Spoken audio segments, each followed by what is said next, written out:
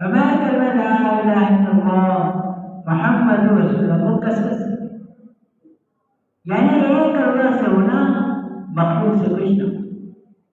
सारे काम बनाने वाले सिर्फ एक अल्लाह। अब इसको हम कहेंगे, ऐसा फरमा देते 1000 दफा कहोगे तो दिन में एक दफा उसका असर, बार बार कहना होगा अल्लाह से होता है, अल्लाह के गैर से है, फिर जाके दिन उसका असर नहीं।